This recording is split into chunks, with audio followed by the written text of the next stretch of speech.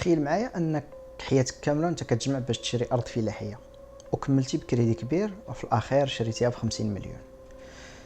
سيمانه من بعد ما شريتي الارض، الجماعه الترابيه فين خديتي هذه الارض هذه بغات دوز طريق في الارض ديالك وخداوها لك بقوه القانون وعطاوك تعويض ديال 5 المليون. انت ما عجبكش الحال بطبيعه الحال وحسيتي براسك بحال تقلبتي، فانتي وضعيتي الدوله امام القضاء، الشيء اللي هو من حقك. بعد عام ونص حكمت لك المحكمه لصالحك وان الدوله خاصها تخلصك مثلا ب 40 مليون. الدوله ما تقبلاتش القرار وخدته لمحكمه الاستئناف ثم محكمه النقض، وفي كل مره كيتم الحكم لصالحك.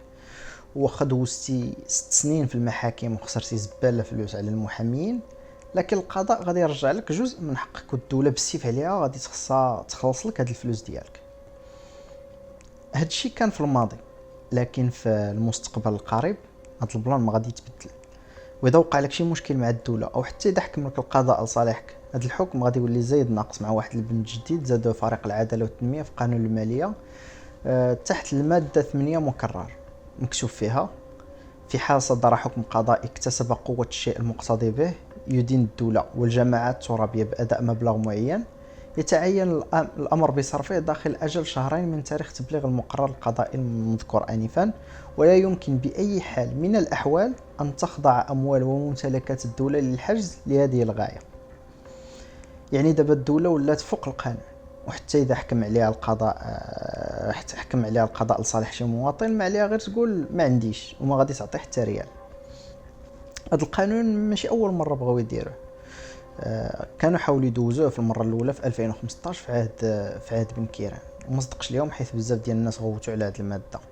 ودابا كيعاودوا المحاوله المره الثانيه اللي قريبه غادي تنجح من بعد ما داز هذا القانون في مجلس النواب، ودابا غادي يدوز في مجلس المستشارين.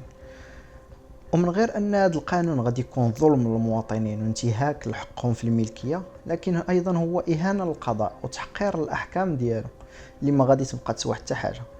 غادي ترجع السلطة القضائية تحت سيطرة السلطة التنفيذية، بينما العكس هو اللي خاصو يكون.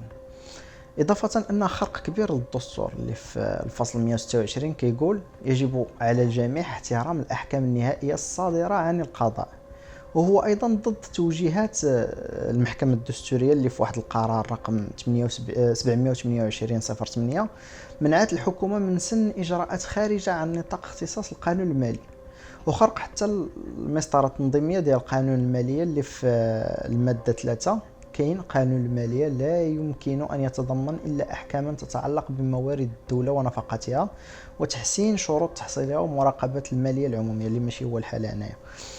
واخيرا هذه الماده اللي داروا البي جي دي هي ضد 100% داكشي اللي قال الملك في افتتاح الدوره البرلمانيه في اكتوبر 2016. كما ان المواطن يشتكي بكثره من طول وتعقيد المساطر القضائيه ومن عدم تنفيذ الاحكام وخاصه في مواجهه الاداره، فمن غير المفهوم ان تسلب الاداره للمواطن حقوقه وهي التي يجب ان تصونها وتدافع عنها، وكيف المسؤول أن يعرقل حصوله عليها وقد صدر بشأنها حكم قضائي نهائي. عارف أن بزاف فينا ما صوتوش، وكاين واحد الأقلية اللي صوتوا على شي حزب لسبب من الأسباب، لكن حنا كاملين غادي نتقاسوا من هذا القانون. واخا تكون لا منتمي لأي إيديولوجيا، ولا كنتي إسلامي علماني يساري أميني أمازيغي عربي أو حتى أجنبي ساكن في المغرب، والحل الوحيد هو ان الشعب يعبر بصوت مرتفع على انه ضد هذه الماده هذه. واذا كنتي كتعرف شي برلماني ولا برلمانيه في مجلس النواب والمستشارين او مشترك في شي صفحه ديال شي حزب في الحكومه، كتب لهم ميساج او تعليق باش يعرفوا ان الشعب ما راضيش على بحال هذه البساله هذه، حيث بقانون بحال هذا ما غادي يبقى عندنا حتى ضامن من ان الدوله ما تاكلكش حقك.